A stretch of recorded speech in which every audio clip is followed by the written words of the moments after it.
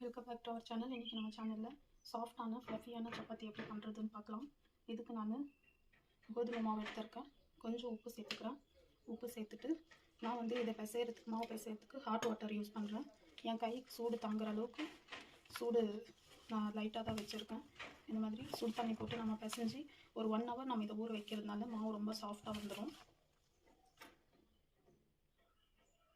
இந்த அளவுக்கு நல்லா மாவை பிசைஞ்சிட்டு இப்போ நான் ஒரு 1/2 ஸ்பூன் எண்ணெய் சேர்த்துக்கிறேன் ஃப்ரெண்ட்ஸ். ரொம்ப கொஞ்சோண்டு தான் சேர்த்துக்கிறேன் எண்ணெய் சேர்த்து. இதை நல்லா ஒரு 1 hour நான் என்னோடய கிச்சன் ஒர்க் மற்ற ஒர்க்கெல்லாம் முடிகிற வரைக்கும் ஒரு 1 hour இது நல்லா ஊறட்டும். அதை நான் அப்படியே வச்சிடுறேன்.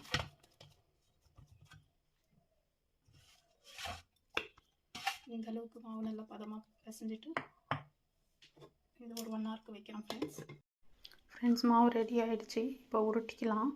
நான் உருட்டும் போது கொஞ்சம் எண்ணெய் சேர்த்து ஃபோல்ட் பண்ணி நான் பண்ணுறேன். உங்களுக்கு காமிக்கிறேன் அது எப்படி பண்ணுறதுன்னு. இந்த மெத்தடில் பண்ணிங்கன்னா சப்பாத்தி ரொம்ப சாஃப்டாக ரொம்ப ஃப்ளஃபியாக வரும்.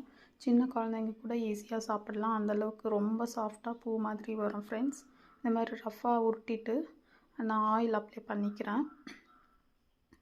ஆயில் நல்லா இந்த மாதிரி அப்ளை பண்ணிவிட்டு இதை நான் என்ன பண்ண போகிறேன்னா ஈவனாக நான் இதை ஃபோல்ட் பண்ணிக்க போகிறேன்.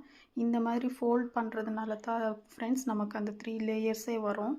இந்த மாதிரி ஃபோல்ட் பண்ணிவிட்டு இதை இப்போ நம்ம உருட்டிக்கலாம். இந்த மெத்தட் எனக்கு எங்கள் மாமியார் எனக்கு சொல்லி கொடுத்தாங்க. உண்மையிலே ரொம்ப சாஃப்டாக வரும் ஃப்ரெண்ட்ஸ். இந்த மாதிரி உருட்டும் போது நீங்கள் ஃபுல்லாக எல்லாமே ஈவனாக உருட்டிக்கோங்க.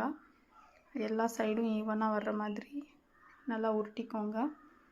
இந்த மாதிரி சுட்டிங்கன்னா உங்களுக்கு சப்பாத்தி பார்த்திங்கன்னா நீங்கள் ஆஃப்டர்நூன் காலையில் 6 o'clock சுட்ட சப்பாத்தியை நீங்கள் மத்தியானம் சாப்பிட்டாலுமே அந்த சாஃப்ட்னஸ்ஸு அந்த பூ மாதிரி இருக்கிறது பதம் அப்படியே இருக்கும் ஃப்ரெண்ட்ஸ். இதை நீங்கள் பிரிக்கும்போது 3 லேயராக வரும். நம்ம ஃபோல்ட் பண்ணி இந்த மாதிரி உருட்டி சுடுறதுனால எல்லாமே இந்த மாதிரி ஈவனாக உருட்டிக்கோங்க.